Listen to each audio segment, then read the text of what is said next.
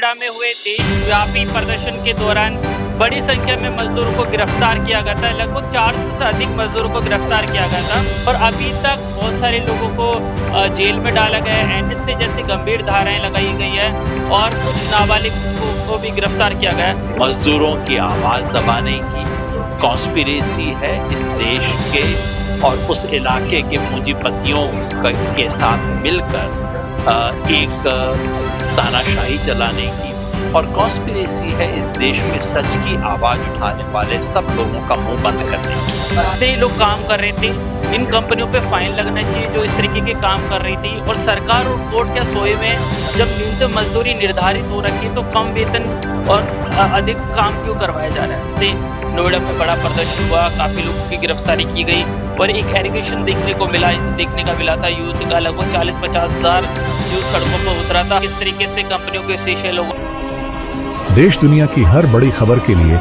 अभी सब्सक्राइब करें incredible Bharat news live.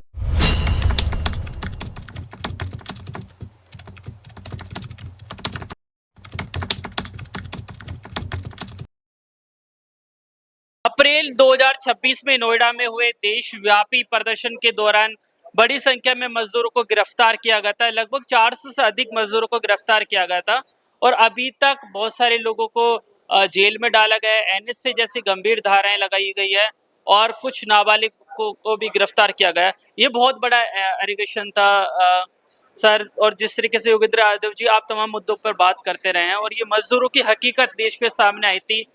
8-8, 9-9 हजार रुपये उनको दिया जा रहा था, न्यूनतम मजदूरी भी नहीं दी जा रही थी। अब आवाज उठाई तो बहुत लोगों पे एनएसए लगाया गया है, जेल में सड़ाने की कोशिश की जा रही। क्या बोले?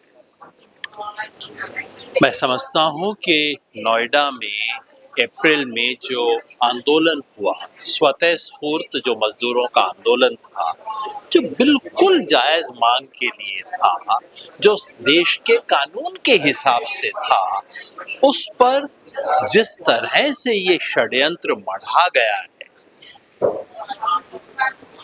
फाइल हो चुकी है अब तक चार्जशीट। पुलिस एक एविडेंस नहीं ला सकी है कि किसी वर्कर ने या वर्कर के किसी नेता ने हिंसा की कोई बात भी की हो। हिंसा तो करना छोड़ दीजिए, उसके बावजूद 1000 से ज्यादा लोगों को गिरफ्तार करना, आज भी 50 से ज्यादा लोग जेल के अंदर पड़े हुए हैं और लोगों पर एनएसए जैसे गंभीर कानून लगाना, ये एक ही बात साबित करता है कि इस देश में रूल ऑफ लॉ नामक कोई चीज बची नहीं है। जिसकी लाठी उसकी भैंस। उत्तर प्रदेश पुलिस जो चाहे कर सकती है। ये जो चार्जशीट आई है, इतने हास्यास्पद झूठ हैं इसके अंदर।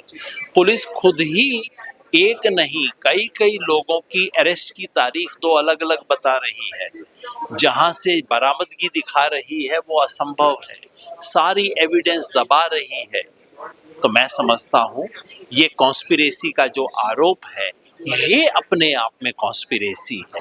कॉन्स्पिरेसी है मजदूरों की आवाज दबाने की, कॉन्स्पिरेसी है इस देश के और उस इलाके के पूंजीपतियों के साथ मिलकर एक तानाशाही चलाने की, और कॉन्स्पिरेसी है इस देश में सच की आवाज उठाने वाले सब लोगों का मुंह बंद करने की। योगेंद्र यादव जी, जो ये कंपनियां काम करवा रही थी लोगों से, बहुत कम वेतन दिया जा रहा था, क्या आप इस मांग को भी उठाएंगे कि जितने लोग काम कर रहे थे, इन कंपनियों पे फाइन लगना चाहिए जो इस तरीके के काम कर रही थी। और सरकार और कोर्ट के सोए में जब न्यूनतम मजदूरी निर्धारित हो रखी है तो कम वेतन और अधिक काम क्यों करवाया जा रहा है?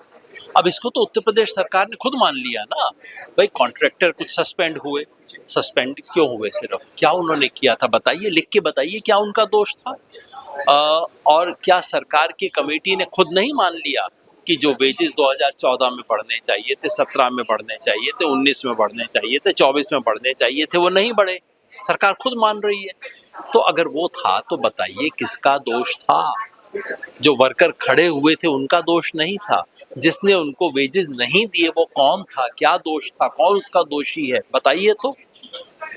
अब सर एक आखिरी सवाल, इतनी बड़ी संख्या में लोग आए, 40,000 के करीब लोग नोएडा की सड़कों पर उतरे, 2-3 दिन प्रदर्शन रहा।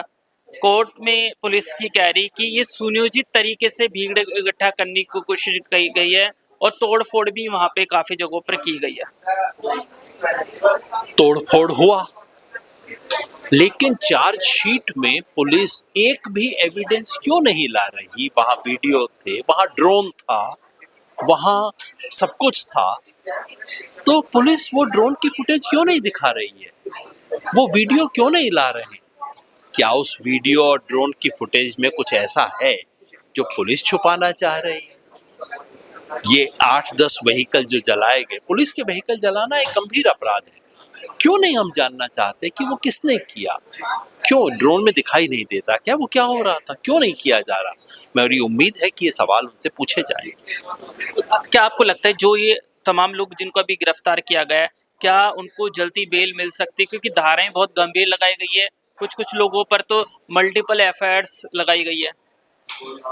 बेल मिलनी चाहिए, केस खारिज होना चाहिए, इस केस का तो ट्रायल भी नहीं होना चाहिए। होगा क्या ये मैं क्या बताऊं? तो मेरे साथ योगेंद्र यादव थे, आप सोशल एक्टिविस्ट है और जिस तरीके से नोएडा में बड़ा प्रदर्शन हुआ, काफ़ी लोगों की गिरफ्तारी की गई और एक एलिगेशन देखने का मिला था यूथ का, लगभग 40-50 हज़ार यूथ सड़कों पर उतरा था। हमने भी वो मुद्दा कवर करा था, हम वहाँ गए थे।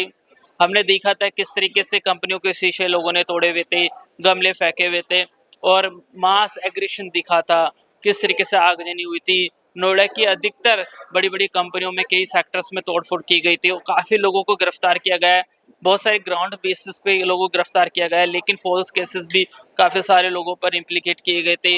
नाबालिग लोगों को हिरासत में रखा गया था और जो आज का जो प्रेस कॉन्फ्रेंस था जिसमें योगेंद्र यादव ने बताया कि किस तरीके से जो चार्जशीट है और एफआईआर है उसमें कॉन्ट्राडिक्ट्स है। चार्जशीट कुछ और कह रही है, एफआईआर कुछ और कह रही है और अरेस्ट ऑफ डेट भी वो भी अलग अलग बताया जा रहा है। ये वक्त बताएगा कि जिन जिन लोगों पर एनएसए लगा और गिरफ्तारियां हुई हैं, आगे इस मसले पर उनको बेल मिल पाएगी या उन्हें सजा काटनी पड़ेगी। इनक्रेडिबल भारत न्यूज़ लाइव के लिए महेंद्र कुमार शर्मा।